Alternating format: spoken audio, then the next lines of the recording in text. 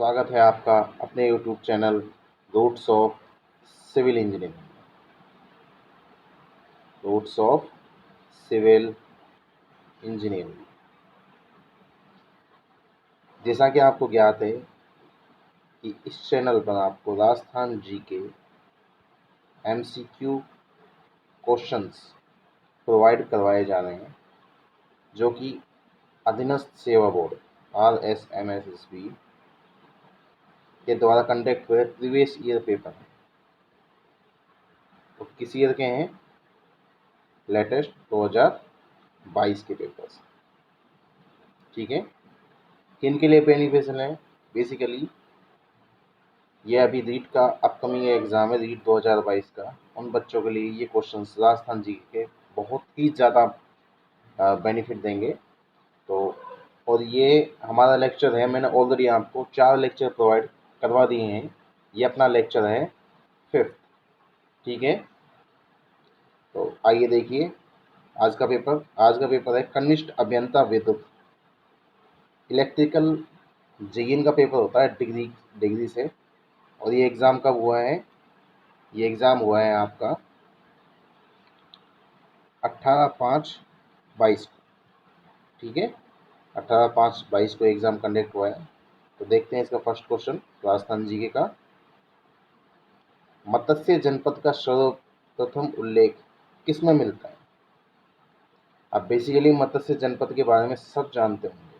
मत्स्य जनपद का जो विस्तार था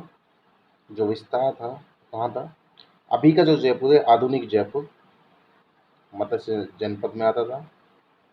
जयपुर, अलवर, करौली और भरतपुर का भी कुछ पार्ट मत्स्य में आ जाता था। ठीक है, इसकी राजधानी थी, मत्स्य जनपद की राजधानी कौन सी थी? लगभग सभी बच्चों को पता है, और जिनको नहीं पता उनको बता देता हूँ। विराटनगर। कौन सी राजधानी थी? विराटनगर या बैराट? भाई दोनों एक ही चीज़ हैं, एक ही जगह के दो नाम हैं। कहने का मतलब जो प्राचीन नाम है वो तो विराटनगर है, और वर्तमान नाम क्या है? बैराट है। ठीक है, तो मत्स्य जनपद का सर्वप्रथम उल्लेख किस में मिलता है? ऋग्वेद में। कहाँ मिलता है हमें? ऋग्वेद में। तो इसका आंसर हो जाएगा option number A. Question number second देखते हैं। राजस्थान के निम्नलिखित राज्यपालों में किन किन की मृत्यु पद पर रहते हुए हुई?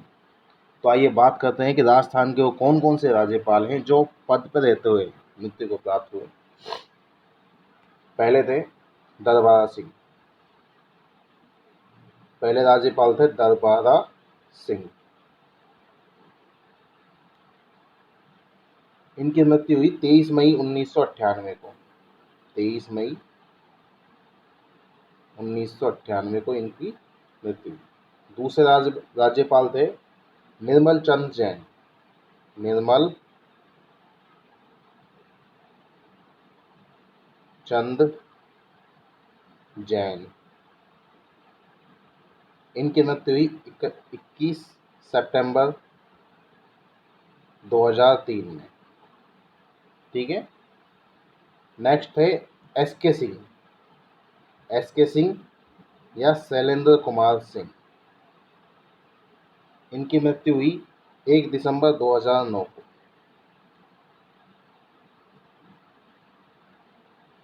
ये तो तीनों के तीनों पुरुष राज्यपाल थे। इनके अलावा एक महिला राज्यपाल भी रह चुकी हैं जिनकी मृत्यु हुई है पद पर रहते हुए। उनका नाम है प्रभा राव। और प्रभा राव की मृत्यु कब हुई? 26 अप्रैल 2010 को। 26 अप्रैल 2010 को इनकी मृत्यु हुई। ठीक है, तो आइए अब क्वेश्चन देखते हैं। जितने भी राज्यपाल थे, 4 राज्यपाल थे हमारे, उन चारों का मैंने बता दिया है। तब क्वेश्चन देखते हैं कि राजस्थान के निम्नलिखित राज्यपालों में से किन की मृत्यु पद पे रहते हुए हुई? पहला, तो इसमें कुछ कूट दे रखे हैं, कूट देखिए। दरबारा सिंह, निर्मल चंद जैन, शैलेंद्र कुमार सिंह, कैलाशपति मिश्र। तो इसमें आएगा अपना दरबारा सिंह एक निर्मल चंद जैन और शैलेंद्र कुमार सिंह। ये 3 राज्यपाल ऐसे हैं जिनकी पद पर रहते हुए मृत्यु हुई है। किस पे रहते हुए मृत्यु हुई है? पद पर रहते हुए मृत्यु हुई है। तो अपना ऑप्शन क्या हो जाएगा? ऑप्शन नंबर सी हो जाएगा। नेक्स्ट क्वेश्चन देखते हैं, क्वेश्चन नंबर 3। निम्नलिखित में से कौन सी बावड़ी स्थान सम्मिलित नहीं है? अब देखिए, चांद बावड़ी बिल्कुल सही है, आभानेरी दोसा है। ठीक है, क्या पूछा है? सॉरी, क्वेश्चन देखिए, निम्नलिखित में से कौन सी बावड़ी स्थान सम्मिलित है?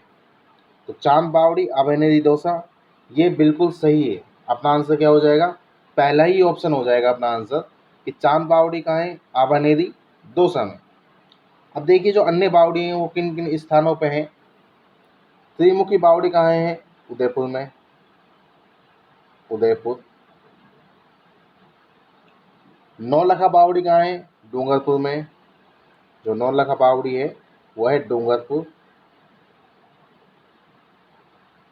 झाली बाबा बावड़ी कहाँ है? झाली बाब बावड़ी ये है अपने कुंभलगढ़ दुर्ग में। कहाँ? कुंभलगढ़ दुर्ग, राजसमंद। ठीक है, अब एक फेमस क्वेश्चन है, किससे? एक तो झाली बाब बावड़ी से, झाली व मामादेव कुंड। ये क्वेश्चन भी पूछा जाता है कि झाली बाबा बावड़ी व मामादेव कुंड कहाँ पर स्थित है? और ऑप्शन में कई बार वो राजसमंद दे देता है, नहीं देता है तो कुंभलगढ़ दुर्ग। ठीक है, तो इस चीज़ को भी ध्यान रखना है कि ये दोनों चीज़ कहाँ स्थित है? कुंभलगढ़ दुर्ग में स्थित है। ठीक है, नेक्स्ट क्वेश्चन देखते हैं, क्वेश्चन नंबर 4। निम्नलिखित में से कौन सा खनिज या खान सम्मिलित नहीं है? इस पे गौर कीजिए, नहीं है। अब कौन कौन सी जो ऑप्शन है वो अपने सही है, एक ऑप्शन इसमें से गलत होगा, तो उसको देखते हैं। सीसा और जस्ता, सीसा और जस्ता, राजपुत, दरीबा, बिल्कुल सही है।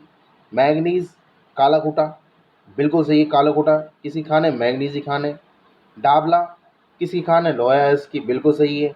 लेकिन लीलवानी, लीलवानी बेसिकली खान है जो, ये है मैग्नीज। किसकी है? मैग्नीज की खान है। ठीक है, तो अपना आंसर क्या हो जाएगा? ऑप्शन नंबर डी आंसर अपना हो जाएगा, option number D. Next question, question number 5। Wakal, मैशवा और हतमती सहायक नदियां हैं। किसकी सहायक नदियां हैं? अब पहले जो ऑप्शंस में नदियां दी गई हैं इनकी सहायक नदियां देख लेते हैं, क्योंकि वो किसी के बारे में पूछ सकता है, वो माई के बारे में पूछ सकता है, वो बनास के बारे में पूछ सकता है, साबरमती के बारे में तो उसने पूछा ही है, चंबल नदी के बारे में पूछ लेता है। तो माही की जो सहायक नदियां हैं वो है, माही की सहायक नदियां ईरू, ईदू, सोम, अनास, चाप, एरा। ये किसकी सहायक नदियां हैं? ये माही नदी की हैं। अब देख लेते हैं बनास नदी की। किसकी? बनास नदी की। अब बनास नदी की कौन कौन सी सहायक नदियां हैं? बनास की है कोठारी, कोठारी, खारी, बेडच, गंभीरी,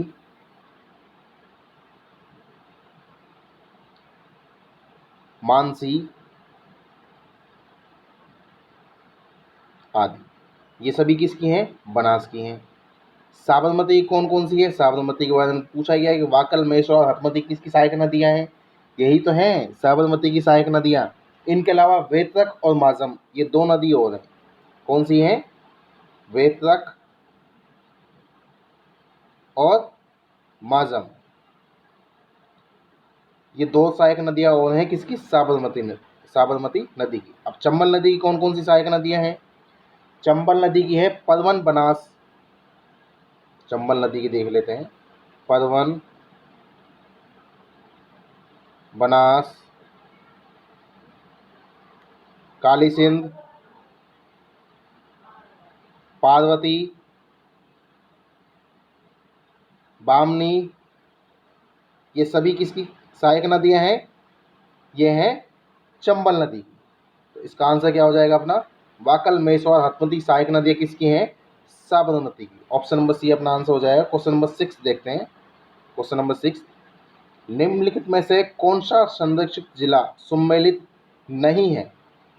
अब कोई 3 सम्मिलित हैं, 3 सही हैं और 1 गलत है। जो 1 गलत है उसी को हमें क्या करना है? छांटना है। केसरबाग धौलपुर बिल्कुल सही है। बस्सी चित्तौड़गढ़ बिल्कुल सही है। शेरगढ़ बारां में स्थित है, बिल्कुल सही है। लेकिन फुलवारी की नाल कहाँ स्थित है? फुलवारी की नाल स्थित है उदयपुर में। कहाँ पर? उदयपुर।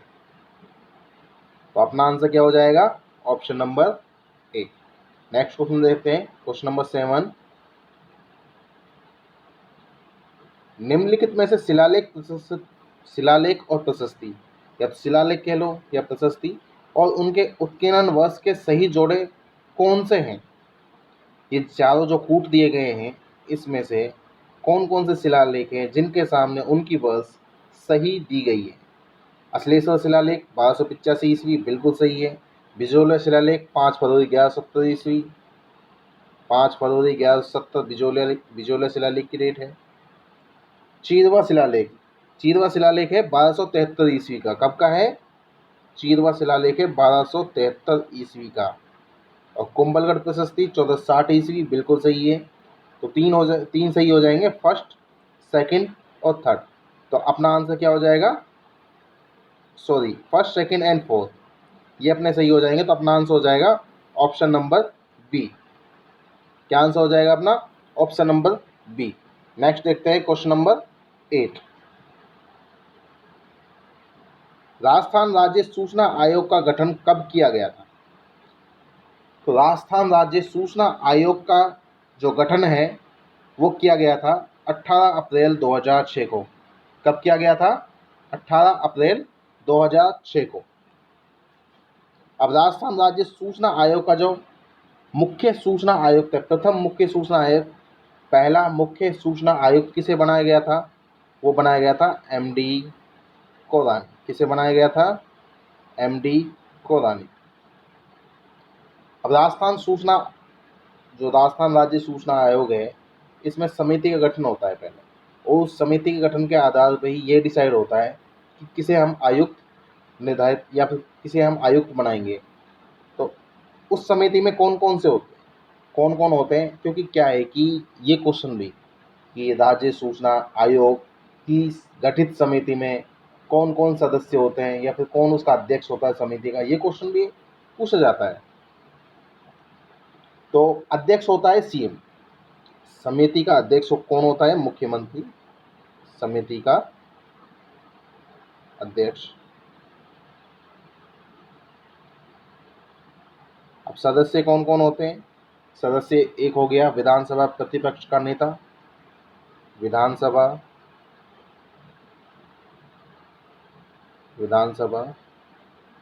प्रतिपक्ष का नेता, ठीक है। और सीएम द्वारा मनोनीत एक कैबिनेट मंत्री।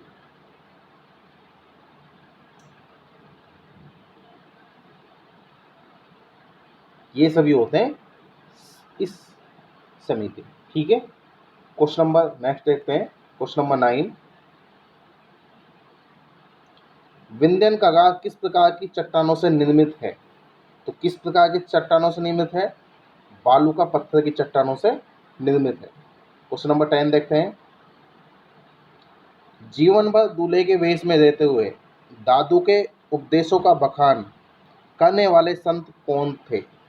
अब एक्चुअली क्या है कि जो संत रज्जब जी हैं, ये कहाँ के रहने वाले थे? जयपुर जिले के।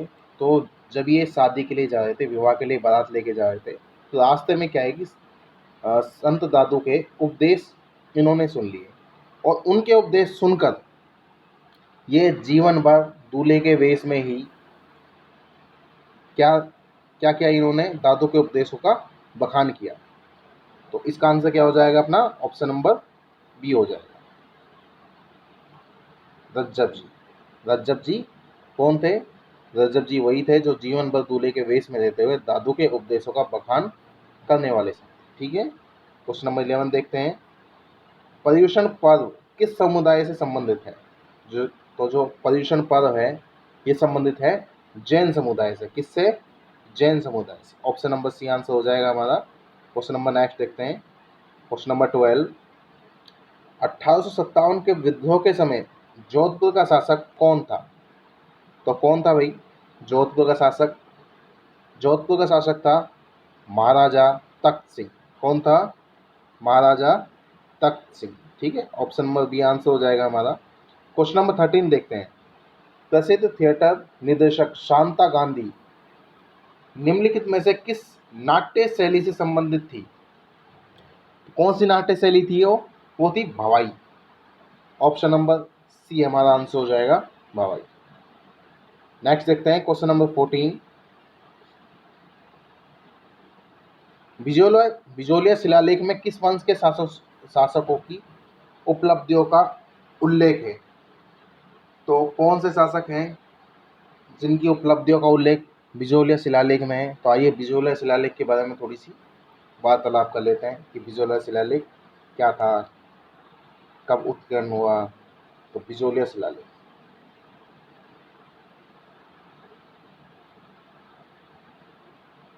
बिजोलिया शिलालेख कब का है? यह है 5 फरवरी 1170 ईस्वी का। किस राजा के समय का है? यह है सोमेश्वर चौहान। सोमेश्वर चौहान, चौहान के समय का है। और सोमेश्वर चौहान किसके पिता थे? पृथ्वीराज तृतीय के। पृथ्वीराज तृतीय। ठीक है, इस शिलालेख के बिजोलिया शिलालेख के रचयिता थे गुणवत्त। कौन थे रचयिता? गुणवत्त रचयिता थे। ठीक है, अब इसमें अजमेर और सांबर कौन कौन से? अजमेर व सांबर के चौहानों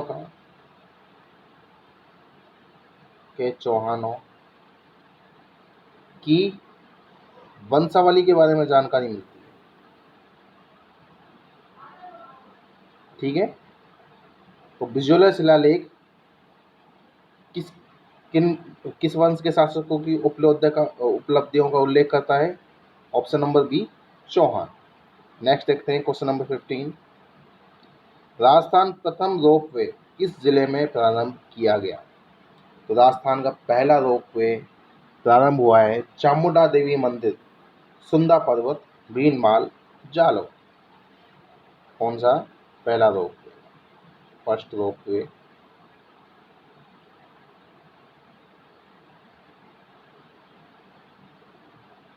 चामुंडा देवी मंदिर, भीनमाल, जालौर। चामुंडा देवी का जो मंदिर है वहाँ पर पहली बार रोपवे तैयार किया गया। और किस जिले में है? जालौर जिले। ठीक है, जो सेकंड रोपवे, सेकंड दूसरा रोपवे है, यह है करनी माता उदयपुर। करनी माता उदयपुर। तीसरा रोपवे है सावित्री माता मंदिर पुष्कर। थर्ड तीसरा रोपवे सावित्री माता मंदिर पुष्कर। ठीक है, और जो चौथा रोपवे है वो है वीर हनुमान मंदिर चौमू जयपुर। वीर हनुमान मंदिर चौमू जयपुर। ठीक है, तो मैंने 4 रुपये राजस्थान के बता दिए। इस क्वेश्चन का आंसर क्या हो जाएगा हमारा? जालो। क्वेश्चन नंबर 16 देखते हैं। उपरमाल पंच बोर्ड का गठन किया गया था। किसके द्वारा गठन किया गया है उपरमाल पंच बोर्ड का? उपरमाल पंच बोर्ड का गठन किया गया है 1917 ईस्वी में विजय सिंह पथिक द्वारा। किसके द्वारा? विजय सिंह पथिक द्वारा। तो क्वेश्चन नंबर 16 का हमारा आंसर हो जाएगा ऑप्शन नंबर डी। नेक्स्ट देखते हैं क्वेश्चन नंबर 17। भारतीय रेल अनुसंधान एवं प्रशिक्षण केंद्र अवस्थित है। तो कहाँ अवस्थित है ये? यह है पंचभद्रा में। कहाँ? Option number D, Panchbhadra. ठीक है, पंचभद्रा सॉरी। क्वेश्चन नंबर 18 देखते हैं। रमझोल किस प्रकार का लोक वाद्य यंत्र है? रमझोल आपने सुना होगा रमझोल के बारे में। ये किस श्रेणी का यंत्र है रमझोल? अब रमझोल है, यह है घन लोक वाद्य यंत्र है रमझोल। ठीक है, नेक्स्ट क्वेश्चन देखते हैं क्वेश्चन नंबर 19। आयोग जिसने राज्यपालों के लिए 5 वर्ष के एक निश्चित कार्यकाल की संस्तुति की, कहने का मतलब वो कौन सा आयोग था जिसने ये कहा कि राज्यपालों के लिए फिक्स 5 साल का कार्यकाल निश्चित किया जाता है? तो उस आयोग का नाम था, क्या नाम था उस आयोग का? उसका नाम था पुंछी आयोग। क्या नाम था उसका? पुंछी आयोग। Option number B. ठीक है, क्वेश्चन नंबर 20 देखते हैं। राजस्थान के उत्तर से दक्षिण तथा पूर्व से पश्चिम में अंतर है। कहाँ से कहाँ तक? ये देखिए, उत्तर से दक्षिण,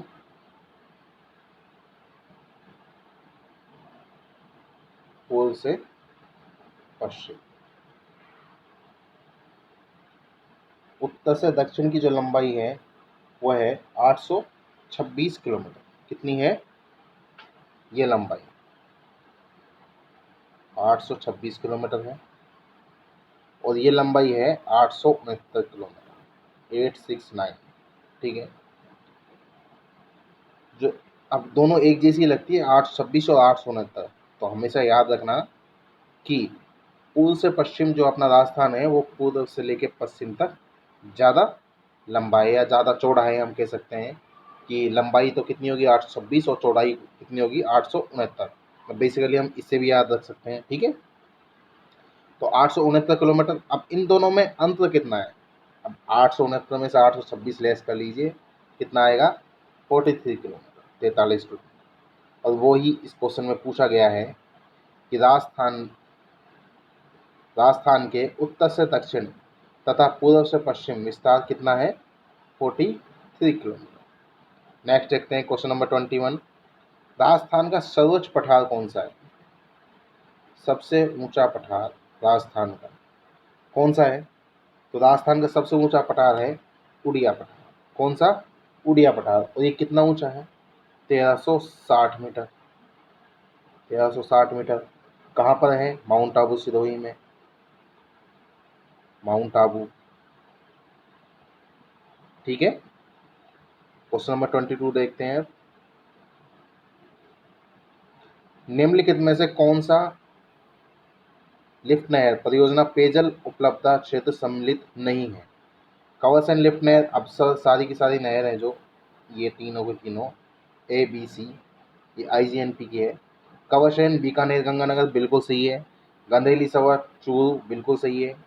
गजनेर पन्नालाल बारूपाल बिल्कुल सही है। गजनेर पन्नालाल बारूपाल बीकानेर नागौर।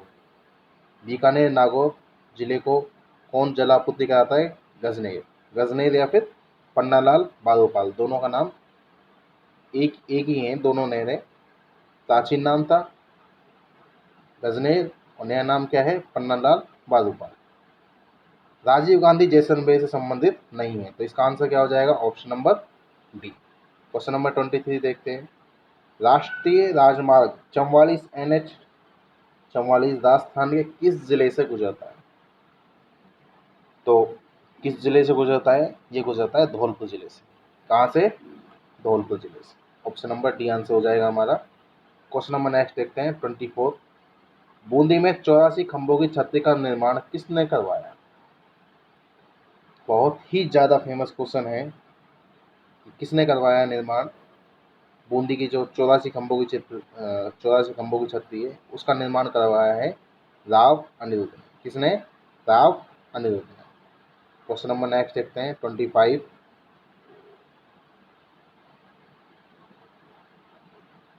गोसुंडी शिलालेख किस भाषा में लिपिबद्ध है? मतलब उसकी लिपि कौन सी है? कहने का मतलब ये है, जो क्वेश्चन पूछना चाह रहा है। अब गोसुंडी शिलालेख है कहाँ पर? तो गोसुंडी शिलालेख है चित्तौड़ में। कहाँ पर है? चित्तौड़ में। भाषा कैसी है इसकी? भाषा है संस्कृत। और लिपि कौन सी है? लिपि है ब्राह्मी।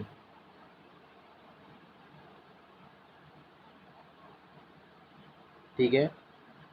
राजस्थान में वैष्णव या फिर भागवत, दोनों एक ही बात है, वैष्णव या भागवत संप्रदाय से संबंधित सबसे प्राचीन अभिलेख है। प्राचीन अभिलेख है किसे संबंधित? वैष्णव संबंध, वैष्णव, वैष्णव, एक सेकेंड, वैष्णव संप्रदाय संबंधित सबसे प्राचीन अभिलेख कौन सा है? गोसुंडी अभिलेख। ठीक है। अपना तो क्वेश्चन नंबर 25 है, इसका आंसर क्या हो जाएगा? संस्कृत भाषा। Option number D. Next question देखते हैं क्वेश्चन नंबर 26। ओलियो राजस्थान लोक जीवन के किस किस अवसर से संबंधित है? अब जो ओलियो गीत है ये गाया जाता है पुत्री विवाह का जो विदाई गीत है। ओलियो गीत कब गाया जाता है? जब लड़की वाले अपनी पुत्री को विदा करते हैं उस समय ओलियो गीत गाया जाता है। ठीक है। तो क्वेश्चन नंबर 26 का अपना आंसर क्या हो जाएगा? Option number B. नेक्स्ट देखते हैं क्वेश्चन नंबर 27। हुडा सम्मेलन किस वर्ष आयोजित हुआ? तो इसमें मात्र आपसे ये पूछिए कि कौन से वर्ष में। तो हुडा सम्मेलन आयोजित हुआ है 17/7/1734 ईस्वी को। कब हुआ है? 17/7/1734 ईस्वी को। ठीक है। किस कारण से आयोजन हुआ इसका, हुडा सम्मेलन का? तो जो मराठा थे, मराठों मराठों के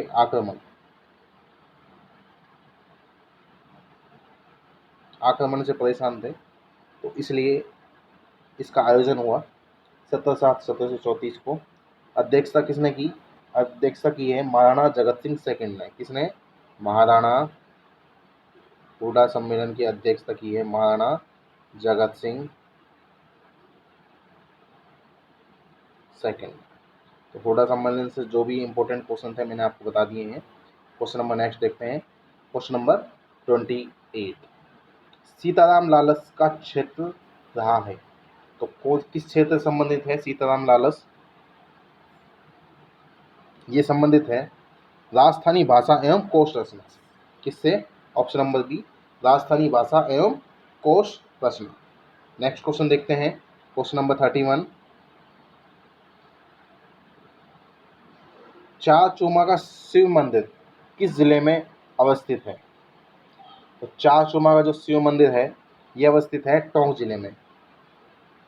सॉरी, चार चूमा का क्वेश्चन नंबर 29।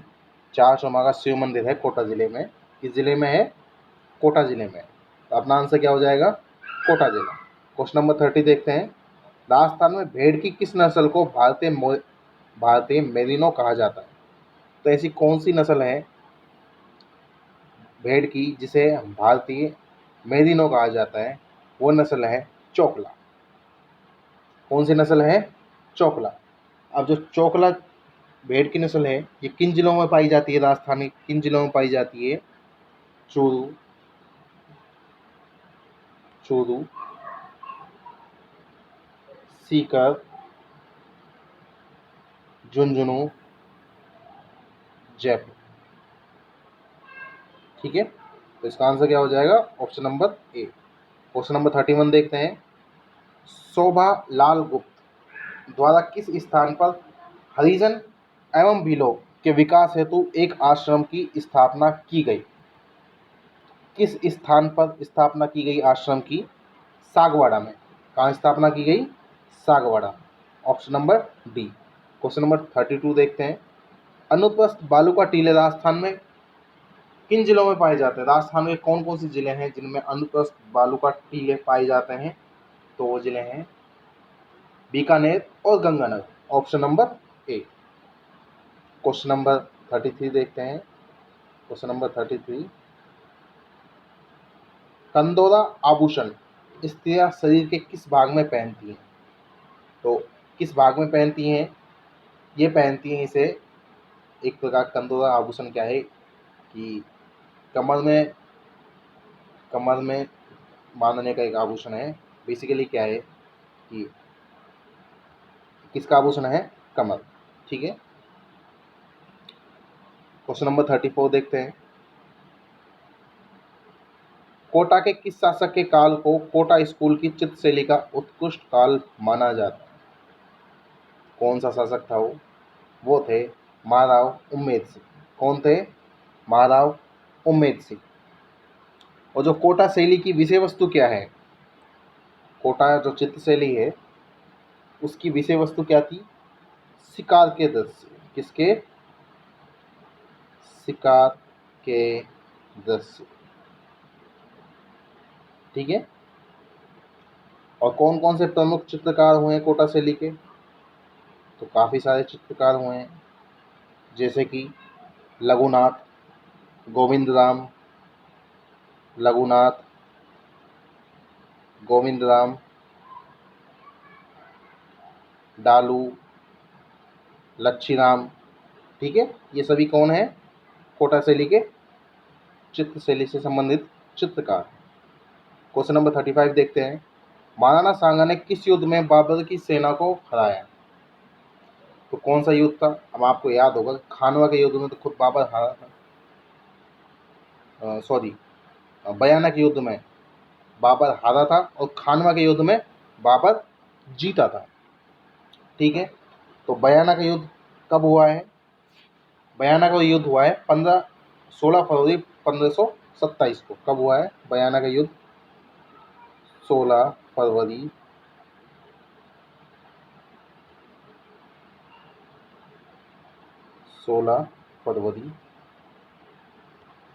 1527 ईस्वी। और इसके तुरंत बाद ही नेक्स्ट महीने में, एक महीने बाद ही खानवा का युद्ध लड़ा गया, जो कि कब लड़ा गया? 17 मार्च 1527 को। खानवा का युद्ध कब हुआ? 17 मार्च 1527। महाराणा सांगा बयाना भरतपुर के युद्ध में तो विजयी रहे, लेकिन खानवा के युद्ध में हार गए। ठीक है। तो महाराणा सांगा ने किस युद्ध में बाबर की सेना को पराजित किया? वो कौन सा युद्ध था? बयाना भरतपुर का युद्ध। क्वेश्चन नंबर 36 देखते हैं। राजस्थान में निम्न में से कौन सा उर्वरक या खनिज है? जिप्सम, रॉक फास्फेट, पाइराइट, ये सभी के सभी खनिज हैं जो राजस्थान में पाए जाते हैं। तो इसका आंसर हो जाएगा अपना ऑप्शन नंबर डी, उपरोक्त सभी। Question number 37। राजस्थान लोक सेवा गारंटी अधिनियम 2011 का उद्देश्य है। तो कौन कौन से उद्देश्य हैं? पहला ऑप्शन पारदर्शिता लाना, बिल्कुल सही है। शिकायत निवारण तंत्र उपलब्ध करवाना, बिल्कुल सही है। सेवा प्राप्ति का अधिकार देना, बिल्कुल सही है। तो ऑप्शन नंबर डी अपना आंसर हो जाएगा। ये सभी के सभी सही हैं। ठीक है। क्वेश्चन नंबर 30 देखते हैं। 38। राजस्थान को नर्मदा नदी का कितना हिस्सा प्राप्त है? अब बेसिकली कहना ये चाहता है कि राजस्थान जो नर्मदा नदी है उसका कितना पानी राजस्थान को आता है, ये कहना चाहता है। और MAF की जो ये दिख रहा है ना आपके पीछे, MAF, इसकी फुल फॉर्म होती है मिलियन एकड़